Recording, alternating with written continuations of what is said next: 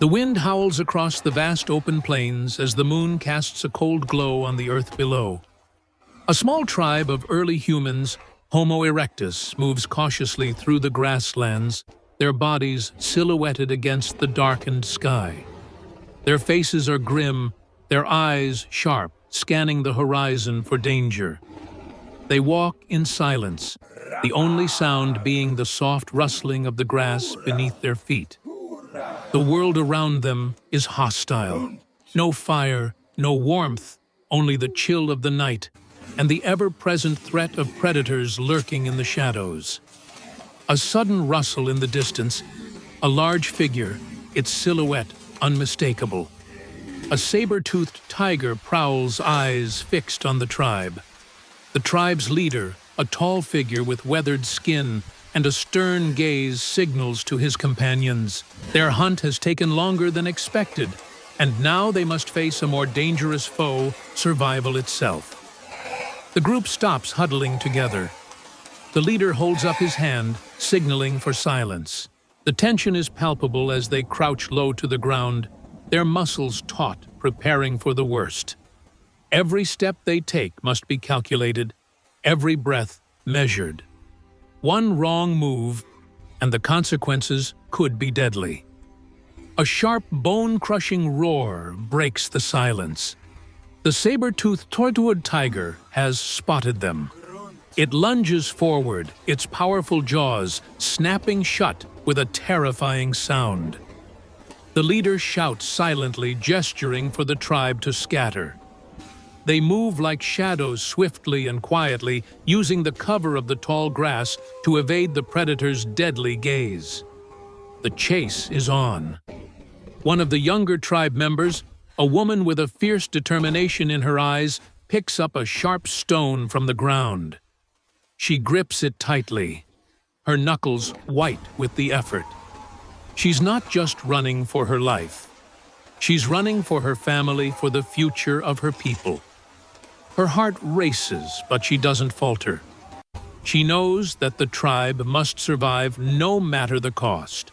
The saber-toothed tiger snarls as it picks up speed, its massive paws pounding against the earth. The tribe's leader, now a few paces ahead, turns to face the beast. With one swift motion, he raises his stone weapon, ready to defend his people. The tiger's eyes flash with hunger as it charges forward. But in the leader's gaze is something else: determination, defiance, the unyielding will to survive. A quick, calculated strike. The stone meets the tiger's flesh with a sickening thud. For a moment, the world seems to freeze. The tribe holds their breath, watching as the predator stumbles, then collapses. Silence falls once more, but it's not peace. It's the calm before the storm. The tribe stands motionless for a moment, the tension still heavy in the air. The leader, his breath coming in ragged gasps, watches the fallen saber-toothed tiger. It's a moment of victory, but there's no time to celebrate. They are not safe yet. The young woman, still clutching her stone, watches the leader closely. Her heart is pounding in her chest, and though her body aches from the sprint, there's a sense of relief that flows through her. But just as quickly as the moment of calm arrived, it fades.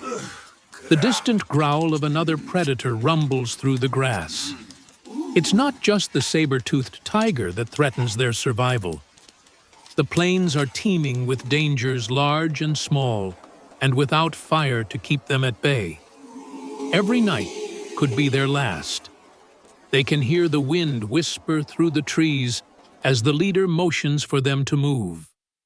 Quickly and silently, they begin their trek again, following the river that winds through the heart of their land.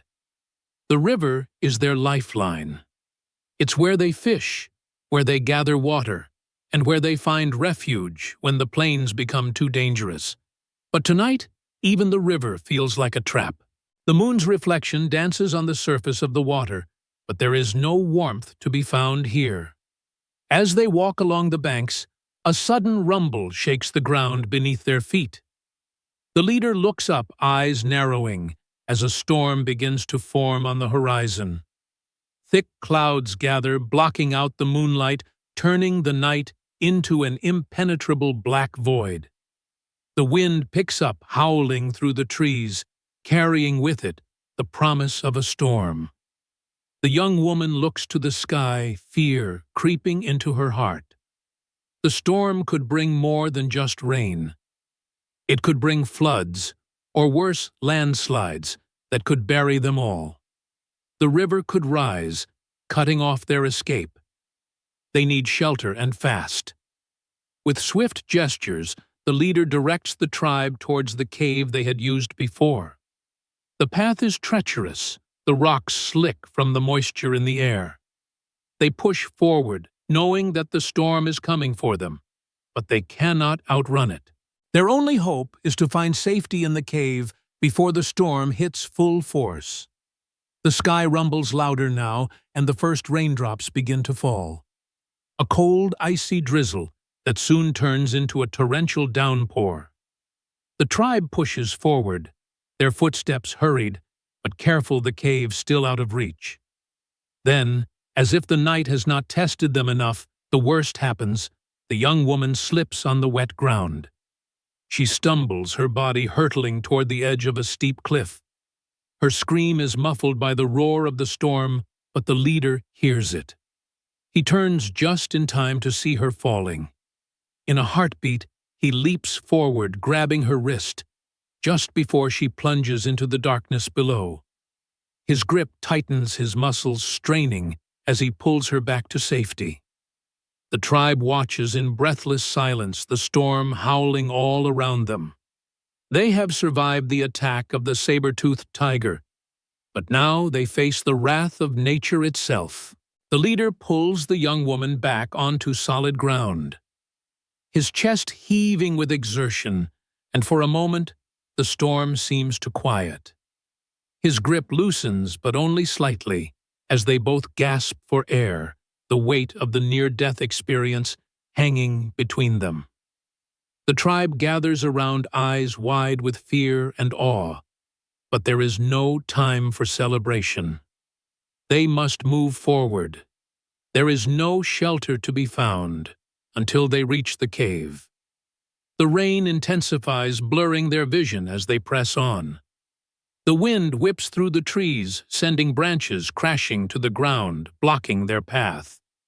Each step becomes a battle, the earth beneath them turning into thick, slippery mud. The river they were following begins to swell, its once calm waters now raging with power. The tribe struggles against the rising water, forcing their way through the torrent.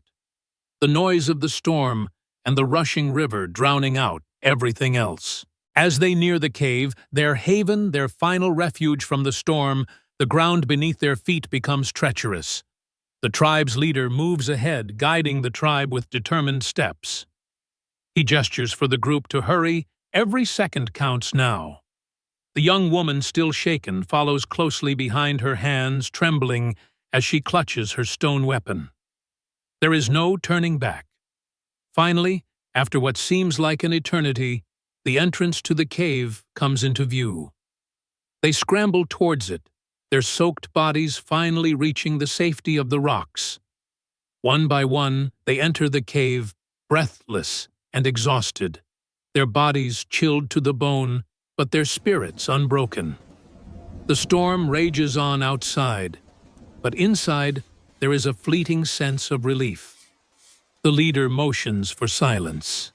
The tribe gathers close, their wet, weary faces illuminated by the flickering light of a single small ember that remains from their previous fire. The storm may have stripped them of warmth, but their unity remains intact. The leader stands, his gaze sweeping across the group, his family.